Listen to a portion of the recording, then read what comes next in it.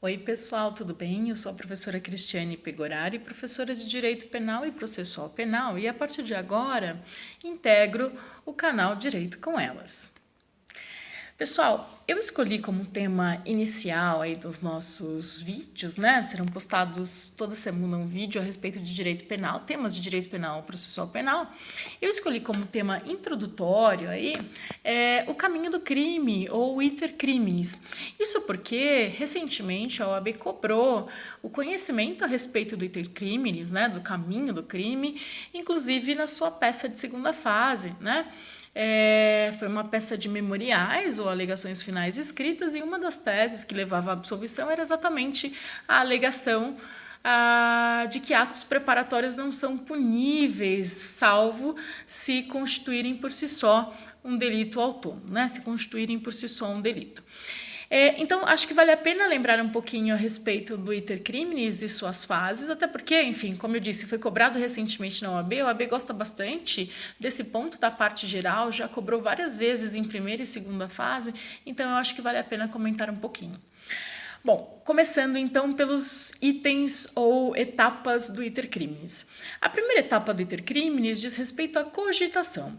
Cogitação é o momento interno do agente, é o momento em que ele imagina, que ele pensa a respeito da prática delitiva. Então, eu tenho um desafeto, uma pessoa que eu não gosto, né? E aí penso em matá-la, né? Em retirar a vida dessa pessoa.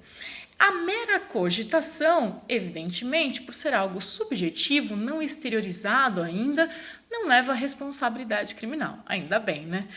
Bom, na segunda etapa do iter criminis, nós temos a fase dos atos preparatórios. Então, eu penso em matar alguém e, na sequência, penso na forma como eu vou realizar, executar esse delito. Então, para matar alguém, eu preciso, por exemplo, adquirir uma arma, né? Então, eu vou, compro uma arma, né? Obtenho uma arma de forma regular, porque se for irregular, aí o ato preparatório por si só será punível, né, pela posse ou pelo porte ilegal de arma. Aliás, Estatuto do Desarmamento será tema aí de uma outra videoaula. Então, eu pratico ali um ato, né, que vai servir no momento em que eu tiver que executar o delito. Então, tudo que eu fizer, né, comprei a mordaça para, enfim, colocar na vítima, adquirir a arma, tudo que eu fizer a respeito, né, que possa ser considerado ato preparatório, entra aqui nessa segunda fase do iter criminis. A terceira fase do iter criminis diz respeito aos atos executórios, o início efetivamente da execução do delito. A partir do início dos atos executórios, eu posso ter uma série de situações. A primeira situação que pode ocorrer é a figura da tentativa, quando eu inicio os atos executórios e, por circunstâncias alheias à minha vontade, eu não consigo atingir a consumação. Então, eu inicio os disparos com a minha arma de fogo em direção à vítima, mas alguém aparece e impede que eu prossiga na execução do delito, portanto, que eu continue disparando, né, os projéteis em relação à vítima.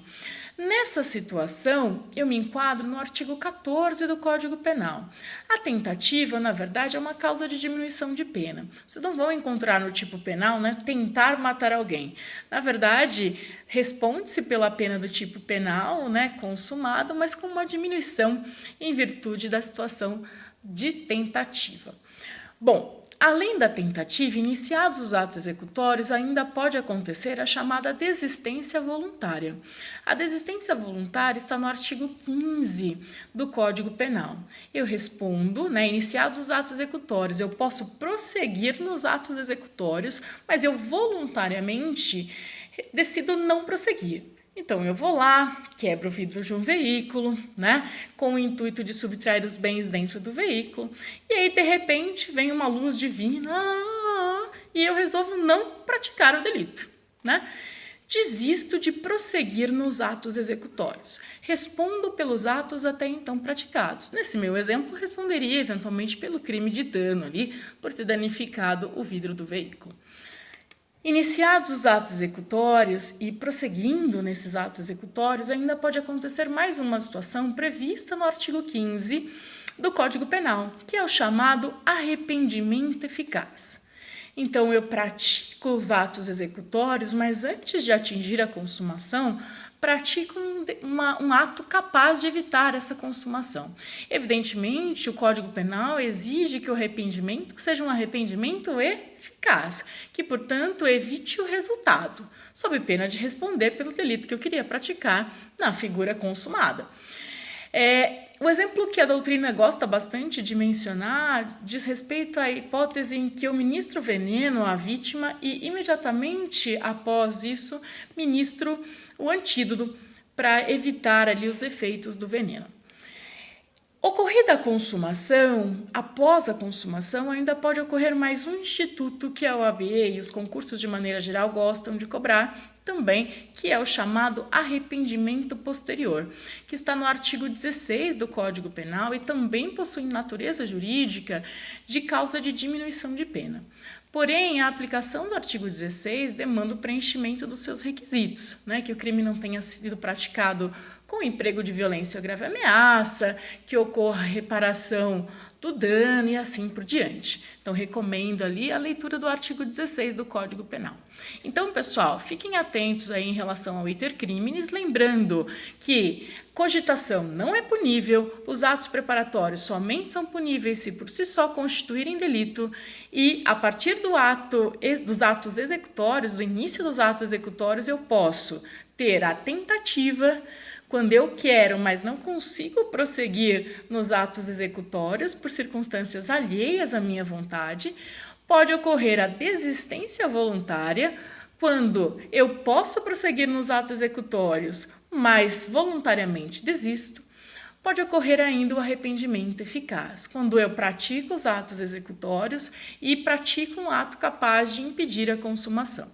Após a consumação, evidentemente, o instituto que se aplica é o arrependimento posterior, que está no artigo 16 do Código Penal e desde que preenchidos os seus requisitos legais. Tá certo, pessoal? Então, até breve, E em breve postaremos aí outro vídeo interessante com alguma dica sobre direito penal e processual penal. Bons estudos e até a próxima!